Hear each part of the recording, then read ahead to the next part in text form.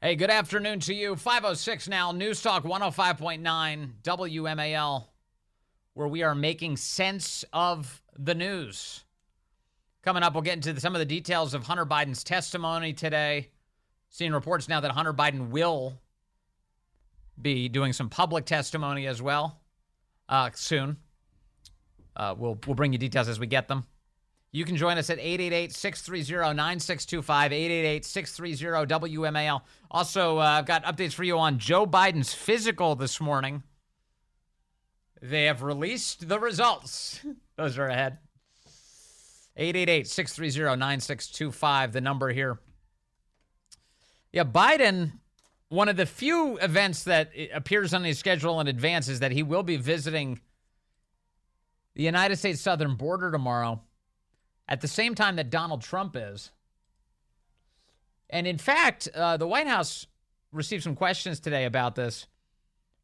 Why is Biden going to the border? Does this have anything to do with Donald Trump also visiting the border that day? Are you concerned he's outmaneuvering you? Here's Corinne. The former president, his people are saying that the only reason President Biden is going this week is because former President Trump was going to go and he wanted to not lose this issue. So can you give us a sense of what the planning process was to go this week? Look, you guys have covered this president and other presidents for some time. We just can't all of a sudden put something on the president's schedule, right? It takes time to do that. The president has been very clear that he was going to take this issue directly to the American people. Oh, yeah. So do you notice you didn't answer the question?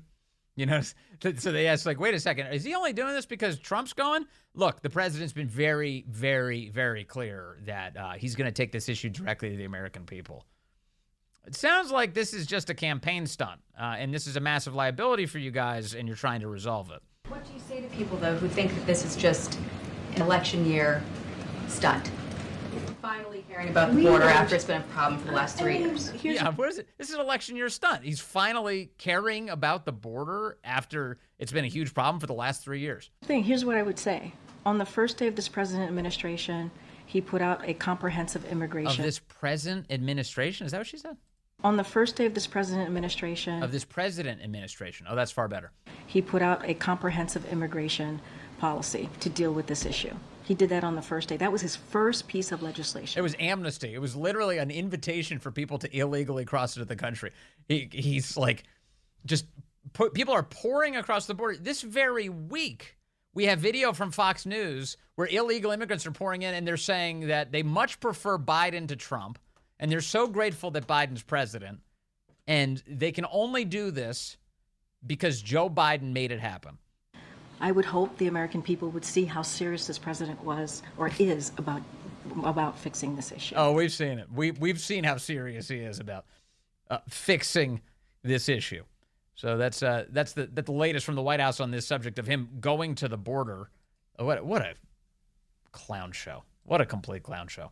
As far as Biden's physical goes, we do have some updates for you. Biden's doctor says that his annual, this is CNN headline just out minutes ago. Biden's doctor says annual physical shows president, quote, continues to be fit for duty. Come on. Will you stop it, please? Like, at some point, have a sense of shame. Just tell the truth. Dateline Washington, President Joe Biden's doctor reported Wednesday that the president continues to be fit for duty following his annual physical and what is expected to be the last update on the president's health before November's election. The last update. That's the last one we're getting. They're not going to give us any more information leading up to the election. Dr. Kevin O'Connor said in a memo today that, quote, there are no new concerns with the president's health revealed by this year's physical. No, just the old ones. No new ones. Quote, the president feels well, and this year's physical identified no new concerns. He continues to be fit for duty and fully executes all of his responsibilities without any exemptions or accommodations. That's a lie. The doctor is lying. Did you hear what I just said? The White House doctor said that Biden is doing his job without any accommodations. Why does he take the short stairs? That is literally an accommodation for the president's ailment. He's not able to take the long stairs up Air Force One. So this is the state of play. Now you have the medical professionals at the White House lying to the American people about the state of the president. And they say he's still fit for duty. What a disaster. Anyway, that's the physical today, as expected, as North Korean as you might expect. So he will be traveling aboard that very airplane tomorrow when he heads to the border. What will he see when he gets there? My next guest has some thoughts on this. He's Brandon Judd, the president of the National Border Patrol Council. That's the union. And he joins us now. Brandon, good to have you with us, sir. Good to be with you. Hey, I apologize if there's a lot of wind in the background. I'm with the Trump advance team. I'm looking at what we're going to be doing tomorrow, so I do apologize if there's too much wind. So do I understand that you will be with Donald Trump as he visits the border tomorrow and not Joe Biden?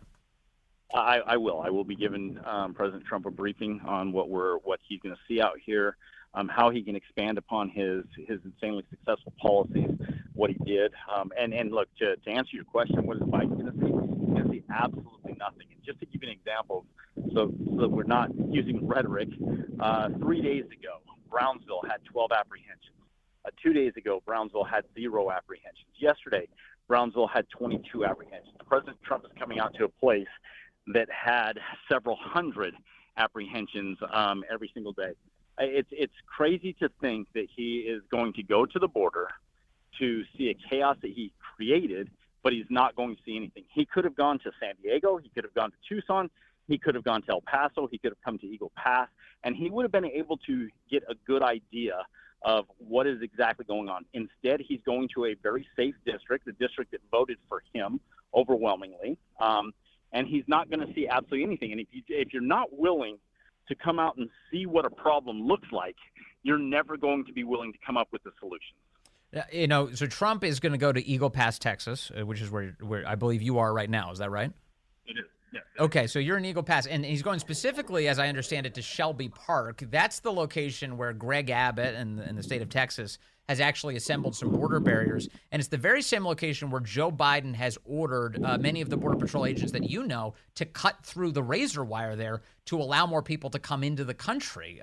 So why wouldn't Joe Biden want to go and demonstrate what he's been doing for us at Shelby Park? Because he knows that that's going to illustrate everything that he's been doing wrong. Wherever Joe Biden goes, the mainstream media is going to go. So the mainstream media is going to go out to Brownsville and say, hey, look, nothing to see here. There's nothing wrong here. Everybody says border crisis. Yet look at Brownsville. Brownsville is a beautiful location. Brownsville has nothing going on, which, by the way, they're going to have some sort of fair, some sort of carnival that was already pre-scheduled. So, yeah, they're going to go out there and they're going to say, well, what's wrong with the border? Whereas if they would have come out here, they would have seen exactly what his policies have caused, exactly what's wrong with the border, and they would have had to have reported on it. So that's why he chose Brownsville. So what do you make of this idea that Biden keeps on trying to make Republicans own the border crisis? He's now saying it's Republicans' fault that we have a border crisis and not mine. He always blames others for his fault. It doesn't matter what it is. If it's the economy, he's going to blame somebody else. If it's foreign policy, he's going to blame somebody else. If it's the border, he's going to blame somebody else. He always does that. That's his MO. We can expect that in everything. But when you look at that, I mean, again, let's look at actual evidence. Let's look at proof. All Biden would have to do, he doesn't even have to use executive orders. All he would have to do is tell his DHS secretary to surge asylum officers to the border. He would have to tell his DOJ, tell the DOJ to surge immigration judges to the border. Once somebody crosses the border, immediately give them a credible fear interview. The moment they get that credible fear interview, if they fail and they appeal it, send it to a judge. If they pass it, send it to a judge immediately. Let that judge decide it immediately. We call it last in, first out. And if he would do that tomorrow, not even through executive order, just through what he can do right now, if he would do that, he would stop more than 70% of what we're seeing. And if you stop that, then you can deal with everything else. Yes. We've always dealt with illegal border crossings. We're always going to. The cartels are always going to cross. We can expect in a normal day, we can expect to see between 900 to 1,200 people every single day. But that's a normal day. Right now, we're dealing with 7,000 people every day. Now, I do have to ask, Brandon Judd, being the head of the Border Patrol Union, you and I have not spoken since that big border bill that was considered in the United States Senate. And one of the talking points that the White House has been using is that, A, the Border Patrol Union was on their side, on the White House's side on that bill, in that would have led to a more secure border, and therefore Republicans are getting in the way because Donald Trump wants to use this as an election year cudgel. Now, from where I was sitting, Brandon, my impression of this bill is that it's a big amnesty package, that it's a bailout for sanctuary cities, that it's that it normalizes up to 5,000 people crossing into the United States a day, that it creates something called non-custodial detention, which is another way of saying releasing people into America. I wonder at this late date, do you still think that would have been a good idea, that legislation, as a union? Absolutely. Absolutely. What I do is I compare what we currently have with what is being proposed. And there were provisions in that bill that President Trump himself wanted, that the court system shut down. Right. Let's look at the HARP and PACER programs that were extremely successful. It raised the credible fear threshold to where now 80% of the people that claim the credible fear were failing, whereas right now 80% of the people that claim credible fear are passing. It allowed us to detain adults traveling without children, without releasing them into the United States. Again, that shuts down 70%. There was an awful lot good in this bill. What we wanted to see was it voted on to go to the floor.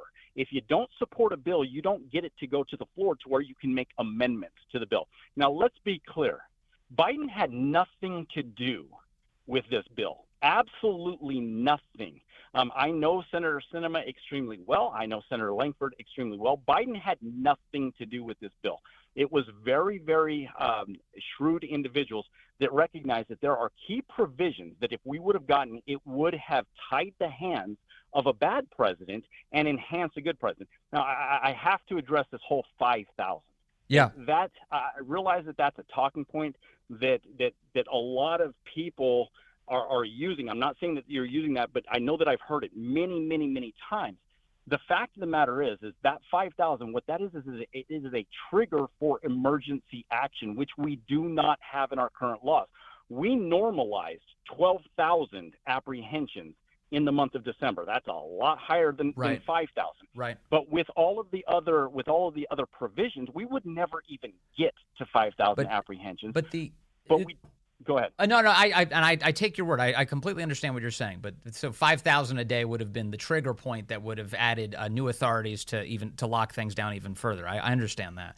But if I go back to Jay Johnson, who was the DHS secretary under Obama, he said 1,000 a day was a crisis. So when Americans hear that 5,000 or 4,000 is the trigger point to crack down on this, it's almost like it's a joke. I mean, at least from our perspective, because we're looking at a country that's overrun now with illegal immigrants under Biden, and he already has these authorities to lock things down. I absolutely couldn't agree with you more. But what I'm looking at is a trigger that we don't currently have. So again, in the month of December, 12,000. In the month of January, 6,500. In the month of February, it's going to be close to 7,000. Next month, as we continue to see the trends go up. So whereas there is no absolute trigger in our current law, this would have actually given us a trigger. I would have loved to see the number go way down. There's been a letter that I sent to Congress saying that number needs to go down exponentially to 1,000, but you can't get to that point unless you vote for the bill to send it to the floor for amendments. That's why we supported it. Remember what we said from the get-go. This is not the perfect bill. There's a lot of wrong in this bill.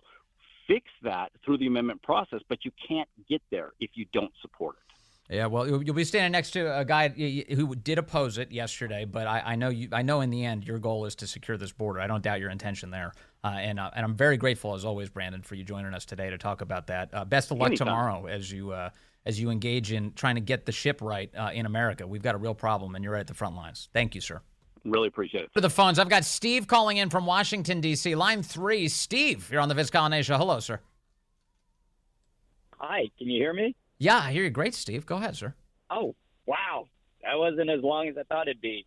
I like to consider myself kind of in the middle and watching everything unfold. Sure. I hear a lot about how this bill had gone through the Senate, but the Republicans had decided they didn't want it. They claimed that Trump told them he didn't want this bill going through until he came through, even though Border Patrol really approved of this bill on the border. And I was just looking for maybe some clarification as to if it's true or And if it is true, why would they not want that bill to go through if the immigration is in such a disaster? Yeah.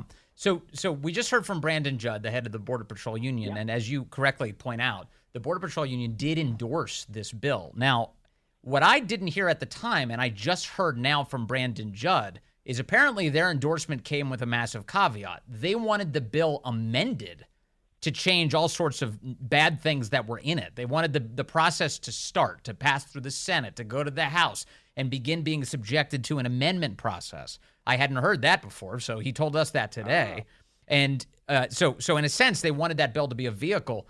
But I still, even, I'm grateful to Brandon for coming on, but I still look at that going, 5,000 a day before it trips the wires? That's insane to me. That's like our country is being overwhelmed, and we need something more quickly. And by the way, if the president already has the existing authorities to get control of this, which he does, then why are we passing new laws? Why doesn't he just follow the ones that already exist?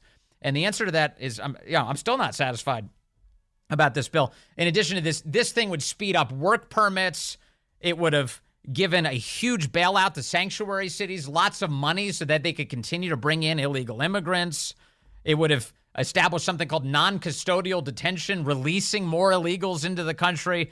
I mean, if Brandon Judd was right that he wanted that stuff amended out, well, then there was a lot to amend out. They would have had to take a chainsaw to that legislation to make it look anything like the kind of bill that we should be passing right now. It's a good question, Steve. Thank you. Yeah, it's interesting. But in case you're wondering where the Border Patrol's loyalties lie, guess where Brandon Judd is standing tomorrow?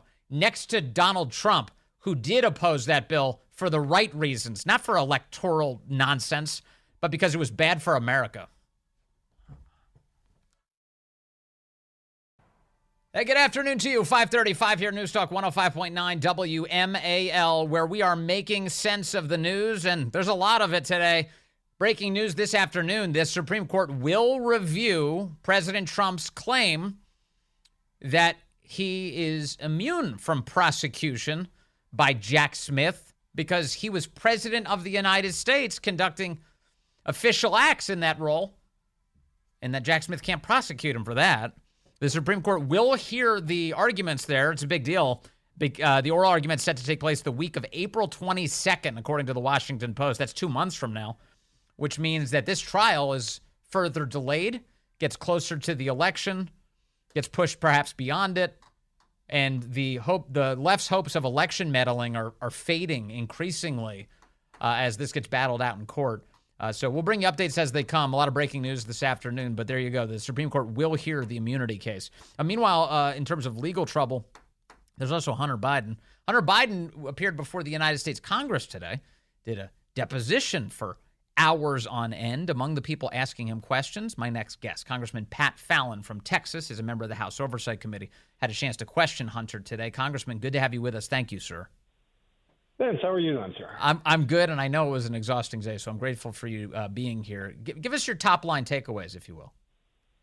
Top-line takeaway number one is no one should ever be subjected to being in a room with Hunter Biden for 7 hours. That'd be my top one. But, as we began, Vince, it was evident to me that the Democrats, no matter what was said there, unless he actually did a mea culpa and said I was the bag man, they were going to go out in front of the cameras and claim and cry victory. No direct evidence.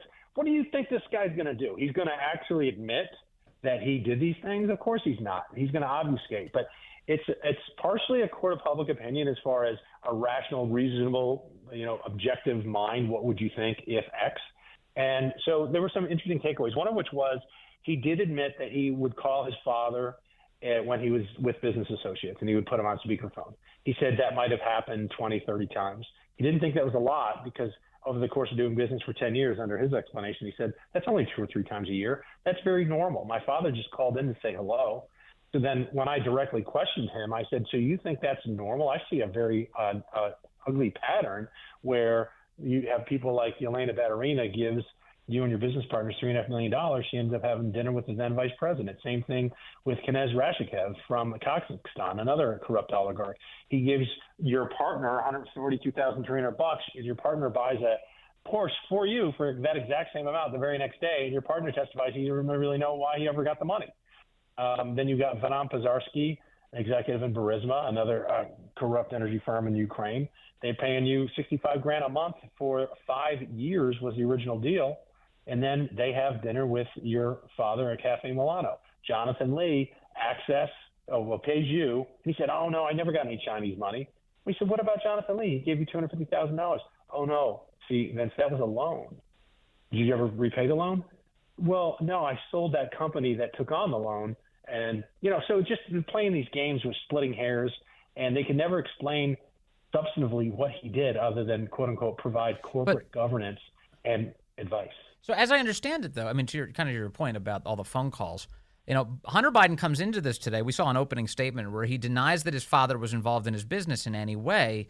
Yet the public record on this is crystal clear, whether it's golf outings or meetings in China or Hunter flying on Air Force Two to visit with business partners or meetings at Cafe Milano, phone calls where Biden calls in and greases the tracks on some sort of business deal that Hunter's engaged in. There's endless examples of Hunter Biden being actively involved in at least as a parlor trick in order to get Hunter Biden very enriched. Yeah, he would claim that he didn't remember things, but he wouldn't dispute it either because he was being very careful about not perjuring himself. I don't recall that, but I'm not disputing it either. Right. For instance, there was a big meeting with one of the wealthiest men in China, and it happened at the Four Seasons in Washington, where this guy rolls with like a dozen people. He had an interpreter. It was a big deal. His father, according to testimony of Devin Archer, it was either Devin Archer or Rob Walker, one of his business associates and close friends. According to them, his father came, Joe Biden, spoke to them, not just, hey, met, gave them like a little speech. And a couple of soon thereafter, this deal was locked in. Yes. And they got $5 million. So he said, Hunter today said under oath, he doesn't remember that. He may have been there. He's not disputing it, but he can't recall. How do you not recall that? That's a big meeting. Yeah, that's a big deal. Did the text message where he threatened the Chinese businessman come up, where he said, I'm sitting here next to my father? Yeah, that was awesome. Yeah, so he claimed, I'm not sure if that's authentic. This is what he said. And you'll get to read it tomorrow or the next day when we release the transcript. But I'm not sure if this is accurate or not, but if it is, I was high out of my mind. And that was a different Zhang. The Zhang I was talking about wasn't the one that I was doing the business with, except that doesn't really pass the smell test either. When you read Zhang's response, it was very coherent to the message, talking about, because if you're a different guy, if it's me and you, Vince, and it's some other Vince, the other Vince is going to go, what the hell are you talking about, Fallon? Yes. It wasn't that at all. So the facts don't back up what he's saying. So he hid behind his drug addiction for one of the most incriminating messages on record. 100%. Yes. He said, and he did also say he absolutely was not with his father at all. He said when, like Devin Archer testified that when they were both on the board of Burisma and they were in Dubai, Vadim Pazarski asked, hey, could you call your dad? He said, oh, no, because he didn't say that on the record. So what Devin Archer would testify under oath and what he would tell people are two different things, by the way. And then, so he said, no, I might have called back to D.C., but I didn't call my dad. I could have called my daughter. I could have called back into my office. The problem he has there is if we subpoena his phone records, and he indeed did call his father, he's now under oath saying that he did not. So this is why you have a deposition, and this is why the Democrats didn't want to have a deposition, because you get into more depth. Yes. And actually you can have two bites of the apple, like Matt Gaetz asked a series of questions and then thought about it for an hour or two and said, you know what, I got a few more. So you can do that in a deposition, and a public hearing can't do that. From where I'm sitting, I got the impression that Hunter Biden doesn't care if he lies to Congress because he knows his father is in charge of whether or not he meets any fate as a result of that. Did you get that impression today? Well, yeah, I got the impression that he was very well rehearsed. He's with an excellent attorney, a high-priced guy, and there were certain themes. The theme was he was overly charming, tried to be overly charming and very nice, tried to remain very calm. Yeah. And if he got anything really got under his skin, like the question that I asked him about his father, the quote-unquote loan from Jim Biden for the $200,000, I said, AmeriCorps gave your uncle $200,000.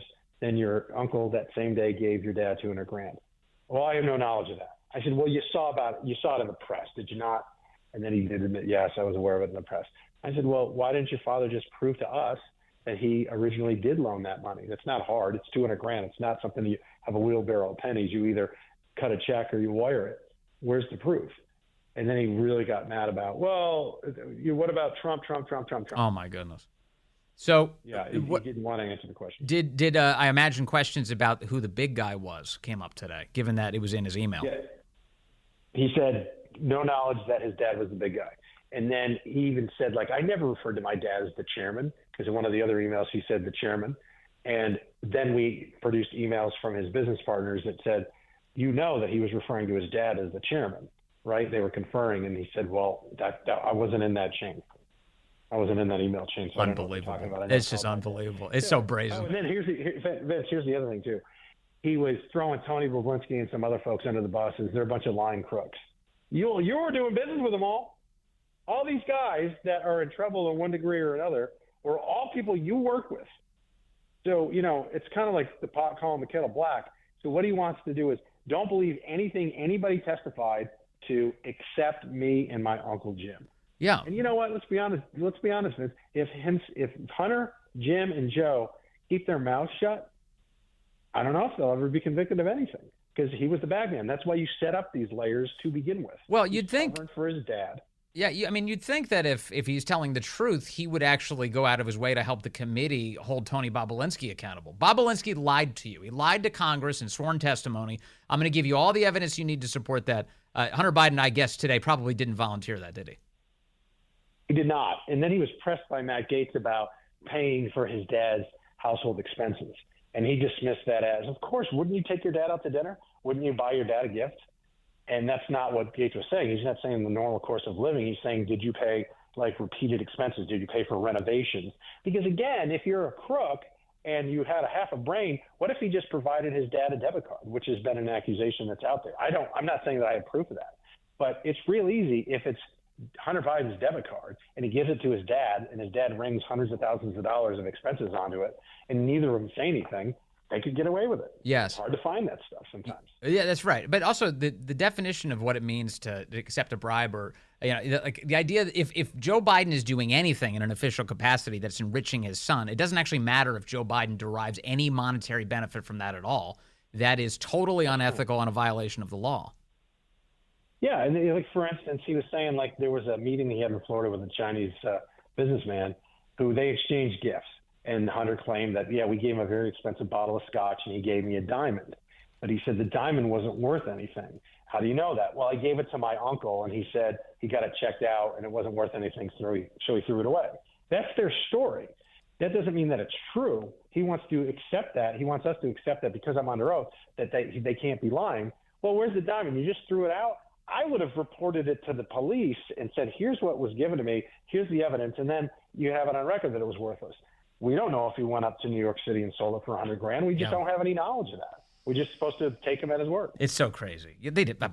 I saw that headline. I was like, it's ridiculous. Of course they didn't throw it out. They sold it. They made money. They don't want anybody to know, so they say they throw it out. This, what we all suspect at least. On Burisma, Yep. Vince, it could be in the box from Shawshank up in Maine. Yeah, that's right. Freeman's going to find it. Buried somewhere under a tree. Did Burisma come up, the idea that there was a bribe involved? What did Burisma want with Hunter Biden as a member of their company?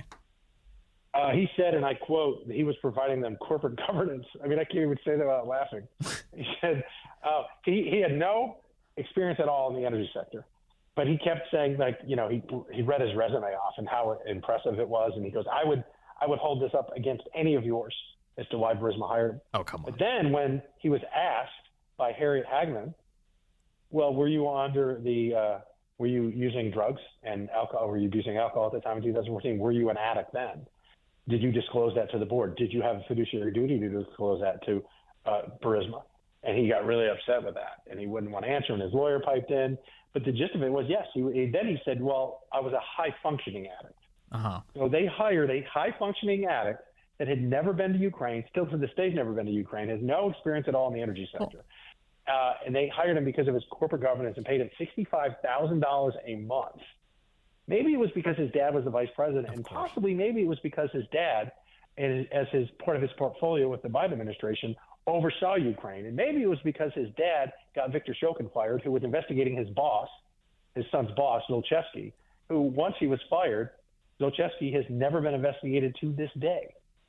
Interesting. Yeah, which one do you want to believe? I know it's so totally wild. And also, he had said in interviews, Hunter Biden has said publicly in at least one television interview, the only reason he got all these jobs is because his last name is Biden. So he's admitted it before. Did he admit it today? He didn't go into that today. He just said, "Well, he said there was a very clear line because my dad's been an elected official my entire life since I was like 2 years old." So I always had to deal with it, and Biden, and I knew that the name was important. So I always made sure that I never crossed that line. It was a fine line. And then when I asked him about Burisma, and doesn't that sound like it's a conflict of interest? Because I stated I think 9 different facts that he had to agree to, because they are just facts and they're indisputable. Right. I said that's a conflict of interest. Wouldn't it have been closer? And wouldn't the best way to avoid a conflict of interest is never to have been accepted that job in the first place? And he didn't really respond to that. But he was trying to also insinuate that him being on the board would protect Ukraine because, the geopolitical matters and aspects at the time. So hold on, for instance.